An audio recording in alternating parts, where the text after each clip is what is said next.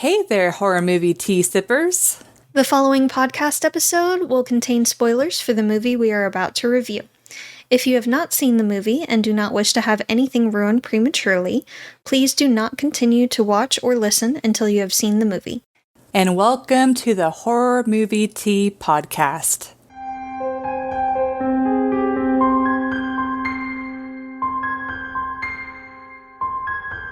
Today, we are covering Resident Evil, which came out in 2002, apparently. Yes. Dang. You can tell. But before we go into the review, let's grab our cups and talk about tea. So, I am drinking the Bridgerton Brothers Triple Earl Grey by the Republic of Tea. And it's got... Oh, kids playing outside. My goodness. We just heard the most blood-curdling scream. Demon-type scream from a kid. All right. Cool. Black tea, apple bits, lemongrass, lemon peel. Everything's okay. This is fine. Sweet orange, lemon flavors, and bergamot oil. They're just setting the mood for us. It's fine. I am drinking Bigelow's Perfectly Mint black tea, and it's got black tea and spearmint. What's up? Yep. And for our tea sippers out there, brew yourself a cup of tea, sit back, relax, and we hope you enjoy the review. So, for the summary. A special military unit fights a powerful, out-of-control supercomputer and hundreds of scientists who have mutated into flesh-eating creatures after a laboratory accident. Thanks, IMDb. Accident. Yes. So for entertainment... Two caveats. First caveat is I do not have any nostalgia for this movie. I did not grow up with it. This was the first time that I can remember that I watched it. Yeah. Second is I'm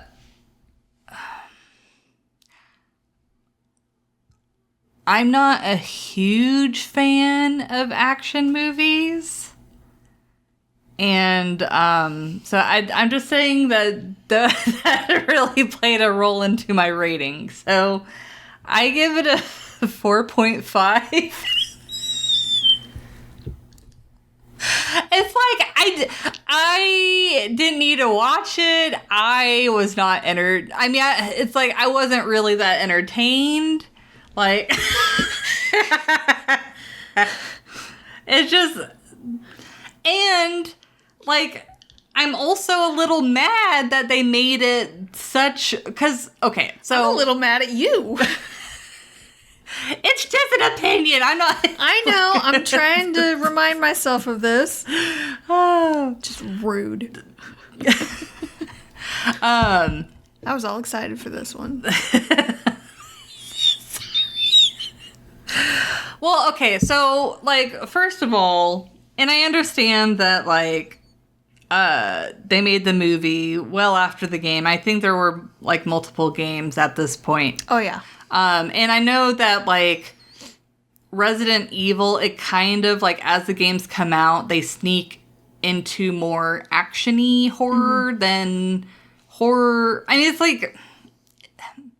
it's like the games start out as horror action and then they scoot over to action horror type of thing. So anyway, so it's like if I were to see a Resident Evil adaptation, I would have liked them to try and keep with the horror action. But instead, they definitely went almost 100% action with a little bitty sprinkle of horror. Because like between all the monsters and stuff that they show... Like, there were some that was like, ooh, but it's like, I wasn't really scared of any of them, and it just, like, it was just, like, felt like a shoot-'em-up game where it's like, oh, here's another monster for me to shoot and kill. Also, I mean, the one thing that I do give the movie credit, and of course it has to do with the games too, is the setup I feel like is really strong. Where they kind of like reveal to you like how they got in that situation, why they're in that situation, the powers at be and their intentions. Like, I do give the movie props for that, but they, that also comes from like the game. But it's like, the characters themselves feel pretty surface level. And it's really more focusing on the action and the violence, which, like I said, I'm not a huge fan of. Also, like, the character outfits and stuff, you can just tell, it just beats you over the head of, this is a male-directed movie, or a male, targeted movie, and it just, like, I don't know. I like when, like I said, it's specifically not my cup of tea, and if I were to see a Resident Evil adaptation, I would have liked them to lean a little bit more into the horror and slowly reveal the stuff with like the Umbrella Corporation and stuff like that, and kind of like almost like make a slower unravel. I feel like that would have like made it a little bit more captivating to my attention, because at least for me, it's just so action, that it was extremely hard for me to focus and pay attention to it. And so I was really tracking on finishing it. I'm like, please, like, help me. Yeah. So, it feels like one of those movies where, you just watch it in the theater, you have a good time, you eat popcorn with your friends, and you're like, ah, ha, ha, la. And then you're done, and you don't really need to watch again. It doesn't have any, like, thing about it that makes it a classic. It just, and, I guess the effects were kind of on par with the CG of Silent Hill, even though it's a little bit older of a movie, but, like, especially the dogs did not look good. But, like, whenever they use CG... They used practical effects for most of the dogs. And it wasn't done great, but it was probably better than the CG would have been. Yeah. Just some of the effects were... Yeah. I appreciate the practical effects definitely helps. But yeah, I'm probably going to have a multitude of people mad at me. So I'm sorry, just no nostalgia glasses. Not my type of movie that I enjoy. And, I also will probably come under fire. I haven't really played through the games. Like, I played co-op for, I think it was like Resident Evil 4 with like my husband. And then I've, like, watched a couple of people play through, like, the first game. But anyway, so it's like, as Gink's a kind of decent sense of, like, how the games play, I just feel like they could have... I don't know. It just... while Silent Hill felt more of a love letter to the fans, this one feels more of a corporate shill. Jumping on the bandwagon type? Yes, yes. So, sorry. Yep. No hate or judgment to anyone that likes this movie. So, it's just my opinion. My very humble and small opinion. So, love you. I will admit some of my rating is partly nostalgia glasses. I do remember watching this about the time it came out with my dad. So, F you. I'm not trying to crush your nostalgia. Rude. It's not the best movie by any means, but it's not, like, horrible either. I had fun watching it. The CG did not age well. I will say that. The CG did not age well. The setup was good, and I like the story itself. That being said, some of their scares are predictable. Yes. Yeah. I do... The laser scene, is honestly rather iconic. Like, whenever I think Resident Evil, that is one of the first scenes that pops into my head for whatever reason. Now, the later movies are a little better. A little better done.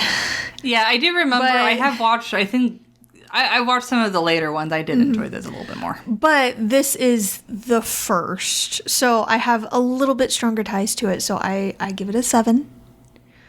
I have a bit more fun with this movie than I did Silent Hill. Silent Hill is scarier. Yeah, and it's easily. Dark. It's dark. It is.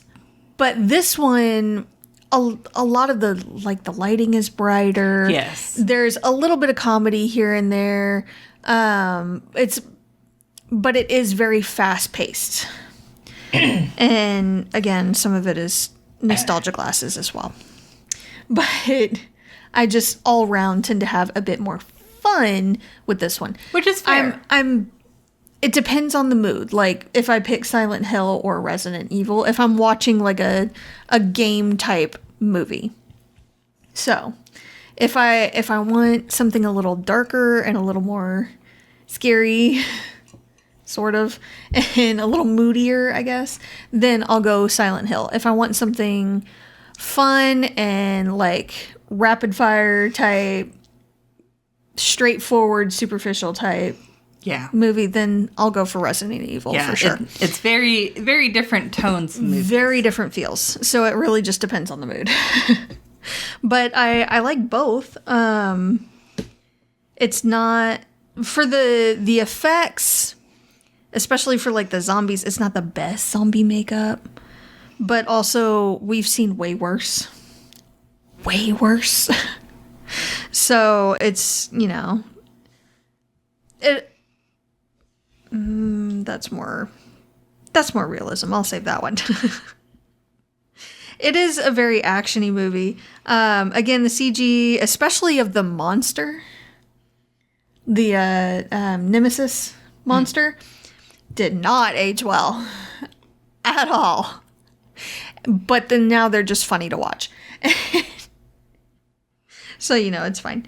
I am glad that they stuck to more practical effects for the most part, especially for like the dogs. Like I said, if we're basing the CG off of the monster, practical effects were the better way to go with the dogs. That was the better.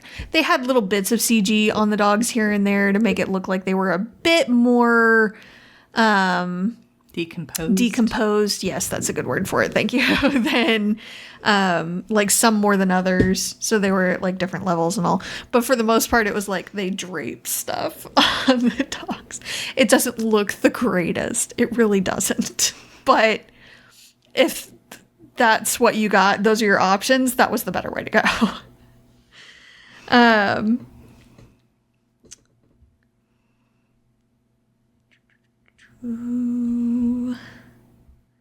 They had a bit of issues with the story itself, but it's more of like they leaned into a couple of myths and all, and they're just trying to set up the premise for the movie and the virus and everything. So I didn't count off as much for that. In entertainment, I did count off a little bit for realism, and we'll get to that.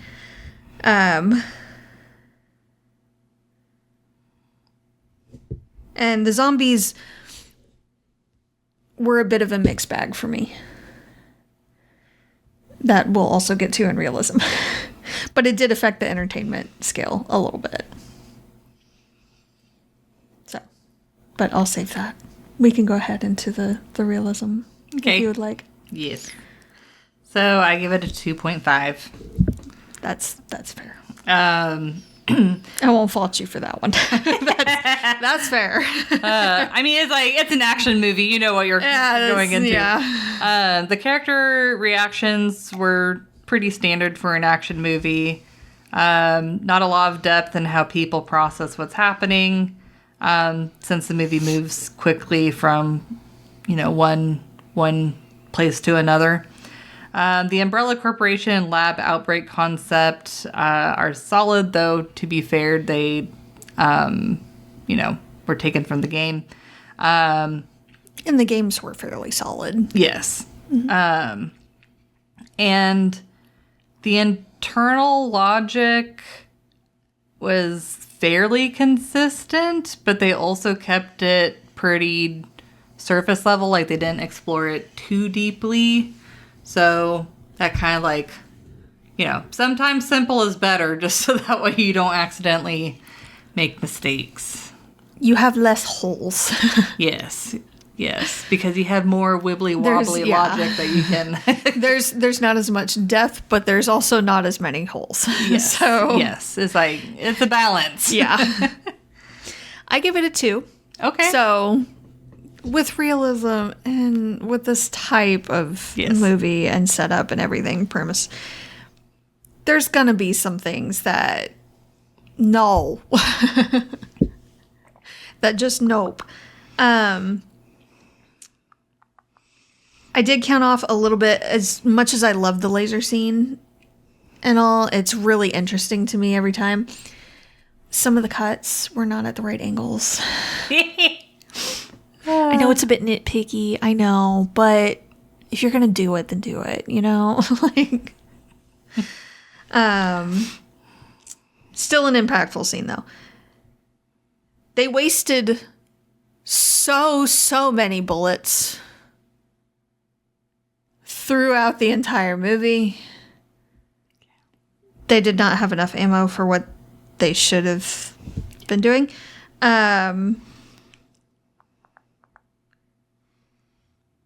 Practical effects were decent again. Blast doors closing in an hour-ish after the incident. An hour? Why not immediately? Why not immediately? You know what this virus does. You know how big of a problem it is. Why not close it immediately? Yeah. Why risk any of them getting out? Because if one gets out, it's a problem. It is a horrible problem. And it crosses species. It's not just a human thing. It crosses species. There were dogs. Yeah. It's a problem. It is a horrible problem. This is not okay. So why not close it immediately? I know we wouldn't have the movie then. I know movies got a movie. I know. But I feel like that's kind of a stupid move. Just saying. The computer AI chick says that hair and nails continue to grow after death. That's actually a myth. Yeah, it's because your skin shrinks. And as the skin dries out, it shrinks a bit and pulls away from the nails and hair and all. So that's why it looks as if the nails and hair grow. Also, she states that electrical impulses are still going on in the body for like days after. That's not a thing. Yeah. It does occur for a little while after death, but it's usually only a few minutes. It's like 5 to 10 minutes and it's everything shutting down. And there's still some tiny, like molecular electric impulses and things going on because the cells themselves are breaking down. Things are decomposing. That takes energy. But that doesn't mean that there's quote unquote life going on after the heart stops. That's not how that works. Yeah. That's not how that works. The only thing that was rather correct that she was talking about was when they're reanimated, which that in and of itself I have issues with, but that's the whole zombie thing in and of itself. So I kind of just set that off to the side. Is that when they come back and they're reanimated, they don't really have any of their personality or anything left. They're left with the base need to feed. And that's it. So that's about the only thing that would make sense, because once oxygen has been deprived from the brain for long enough, you're going to have some serious brain damage and you're not going to be able to function. So Also, it took way more than it should have to put those zombies down.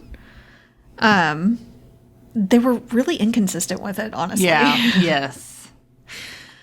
But it does kind of make sense, the lack of mental capacity, that they sucked at climbing ramp-like pipes. And also, I did count off a little bit because not a single zombie bit the main girl's bare legs when she was trying to get up the fallen pipe. They were grabbing at her. They didn't scratch her. They didn't bite her. Nothing. I know she has plot armor. She's the main chick. She's in it for several movies. Like every movie for Resident Evil, she is there. I know she has ridiculous plot armor. But it was unrealistic, okay? Bothered me more that, like, she didn't change clothes at all. Where was she gonna get a change of clothes? Well, it's like... I mean, I would have picked something other than a red dress to start off with, because there were, the crew neck shirts and stuff. Well, especially, like, the asymmetric, like, it's got the little loosey-goosey thing on the side. Yeah, it was a choice for sure. But they do better with it later. Yes. They do get better with the wardrobe choices and the tension and all later. Yes. In later movies. So, they do get better. But this is the first movie. It is what it is. You get what you get. Yeah. So, that's what I got. So, sorry if I offended A little bit. I'm a little offended. It's fine, though. I know we have differing opinions on several movies, honestly, and it's fine. Differing taste in movies. It's fine. Yeah. I'm just a little hurt by this one. like for me, action movies is like typically like rom-com and action movies tend to be towards the bottom of my list for movies that I pick. I like action movies for the most part.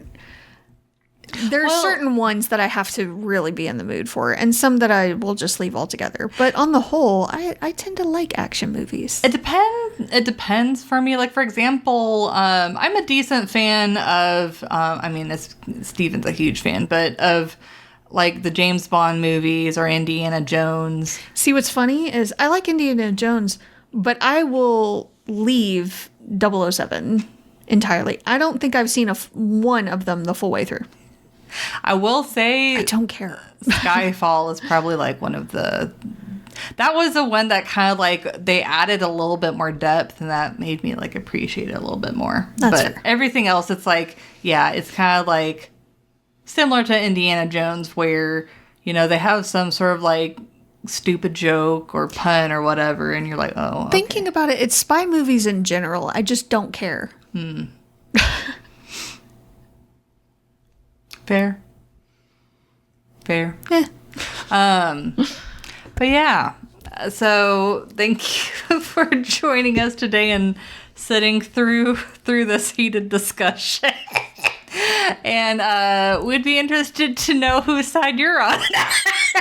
Everyone's got their own opinions. I'm a little hurt by hers, personally.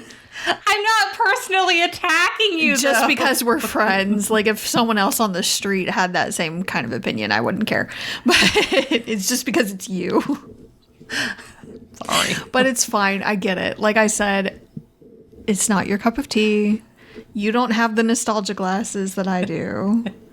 Or the connection that I do with it. But it's fine.